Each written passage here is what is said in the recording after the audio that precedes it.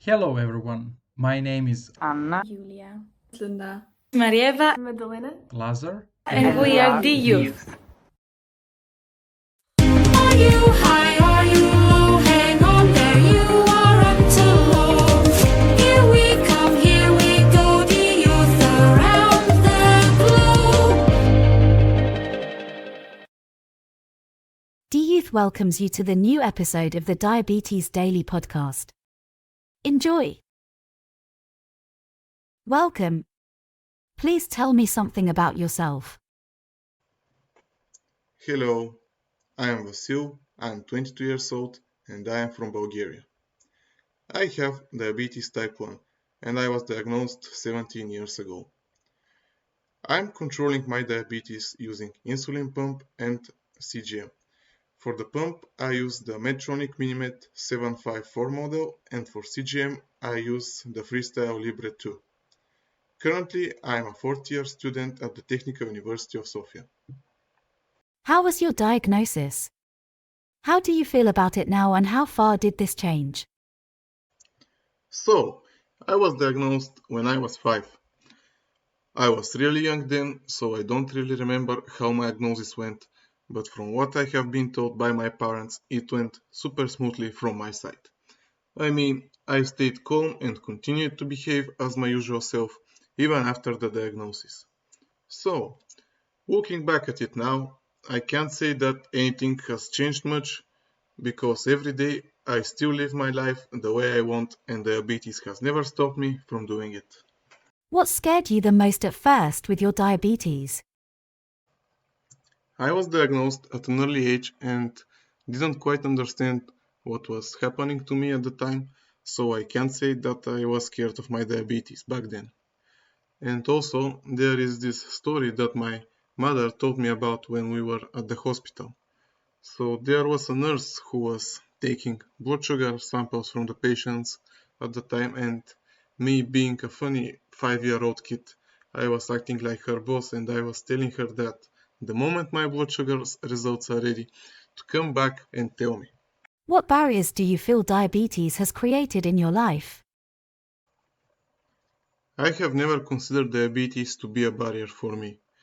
Almost always when I tell someone about my diabetes for the first time, they ask me these annoying questions like, can you eat sugar, can you do that? And I get angry, but then I give my best to explain to them how it is and that it isn't something bad and that I can do everything I want. I just have to take certain medications to control it, and in my case with type 1 I need insulin. Do you have a moment or history of your diabetes that you would like to share? I have many stories with my diabetes, but probably the best one I have is about how I found the Bulgarian national futsal team for people with diabetes, which participates in the DiaEuro tournament. DiaEuro is an international futsal tournament where people with diabetes from different countries unite in the name of sports and friendship and play together. So, the story began a little more than 4 years ago. I was on my usual check at the endocrinologist, and there I met a guy who was my age and he also had diabetes type 1. After a small talk, I found out that he enjoyed to play football like me and also that he had played for the Bulgarian team before. He also shared that the team was searching for new players at the time, and I got really interested in the opportunity, so we exchanged contacts and he said that he would tell the coach of the team about me. 3 months later, I got a phone call out of nowhere while I was still at school. It was the coach, and after a little chat, I got invited to play for the team in the preparation camp and in the upcoming DiaEuro tournament. First, I went to this camp where I met my teammates, played a few training games, and we got to know each other.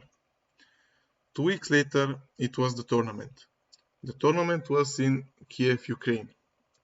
I was really impatient and excited because it would have been my first tournament and also my first plane flight in my life. Then I got to play in the tournament and I really didn't want it to end because it was so much fun. What was your personal power secret to keep on and fight? My personal power secret to keep on and fight.